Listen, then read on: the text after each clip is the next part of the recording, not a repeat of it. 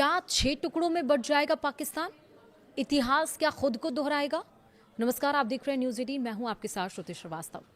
पाकिस्तान के हर कोने से बगावत की एक ही आवाज उठ रही है। जो देश कभी खुद को एक मजबूत इस्लामी ट्रस्ट के तौर पर पेश करता था, आज वो 6 टुकड़ों में बंटने की कगार पर है। कैसे? दरअसल बलूचिस्तान से लेकर खैबर पख्तूनख्वा और गिलगित बाल्टिस्तान तक और सिंध से लेकर पाकिस्तान के कब्जे वाले कश्मीर पीओके तक पाकिस्तान के हर कोने से बगावत की एक ही आवाज उठ रही है।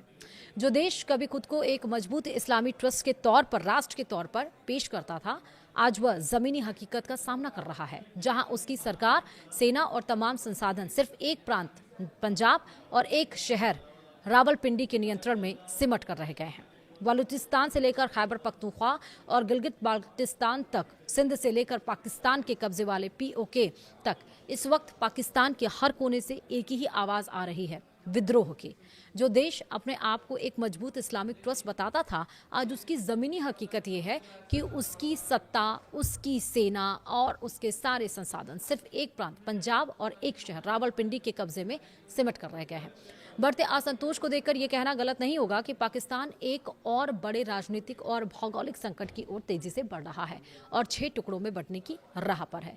दरअसल पाकिस्तान की राजनीति, सेना और ब्यूरोक्रेसी में दशकों से पंजाब का एक छत्र राज रहा है। देश की 50% से ज्यादा आबादी पंजाब में है, लेकिन आरोप है कि 80% से ज्यादा सैन्य अफसर, बड़े नौकरशाह और सत्ता के केंद्र इसी प्रांत से आते हैं। रावलपिंडी में बैठा GHQ ही पाकिस्तान की असली सरकार है। प्रधानमंत्री और संसद सिर्फ चेहरे हैं। इस पंजाब केंद्रित सत्ता ने बाकी प्रांतों को सिर्फ एक कॉलोनी की तरह इस्तेमाल किया है। उनके संसाधन लूटो और उन्हें गुलामी और बारूदी सुरंगों पर जीने के लिए छोड़ दो। यही केंद्रीकरण आज पाकिस्तान की टूटने की सबसे बड़ी वजह बन रहा है। बात अब उन 6 प्रांतों की जो आज़ादी मांग रहे हैं। पहला, बलूचिस्तान। विद्रोह की सबसे बड़ी आग यहीं लगी है। बलूच लोग सालों से कह रहे हैं कि उनका गैस, सोना और ग्वादर पोर्ट पंजाब लूट रहा है, जबकि बलूच लोग भूख और गरीबी में जी रहे हैं। बलूच लिबरेशन आर्मी BLA का हमला अब रोज की खबर बन गया है। ये सिर्फ विद्रोह नहीं, एक पूर्ण स्वतंत्रता आंदोलन है। दूसरा है खैबर पख्तूनख्वा। अफगानिस्तान सीमा से लगे इस प्रांत में TTP का कब्जा और पाकिस्तानी सेना के खिलाफ गुस्सा चरम पर है। पख्तूनों का कहना है कि पंजाब की सेना ने उनके इलाके को आतंक के खिलाफ जंग के नाम पर जंग का मैदान बना दिया है।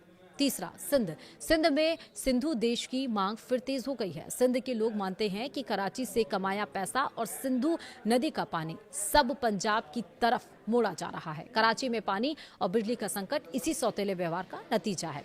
चौथा है गिलगित बाल्टिस्तान। पाकिस्तान ने इसे आज तक संवैधानिक दर्जा तक नहीं दिया है। यहाँ के लोग ना पाकिस्तानी हैं और ना ही उन्हें कोई अधिकार मिलता है।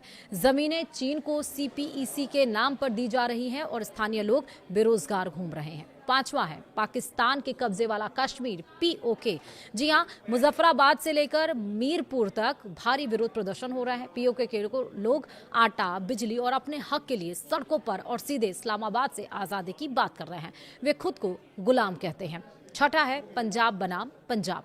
अब तो खुद पंजाब के अंदर भी दरार है। दक्षिणी पंजाब के लोग सराइकी प्रांत की मांग कर रहे हैं, क्योंकि उन्हें लगता है कि सारा विकास सिर्फ लाहौर और उत्तरी पंजाब तक ही सीमित है। सवाल ये भी है, क्या इतिहास खुद को दोहराएगा?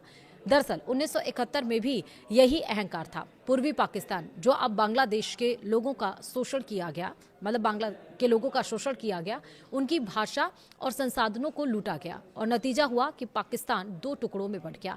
आज वही कहानी 6 अलग अलग प्रांतों में दोहराई जा रही है।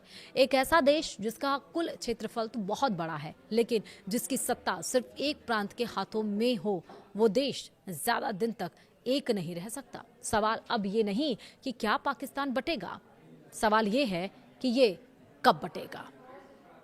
वीडियो में था ही। नमस्कार।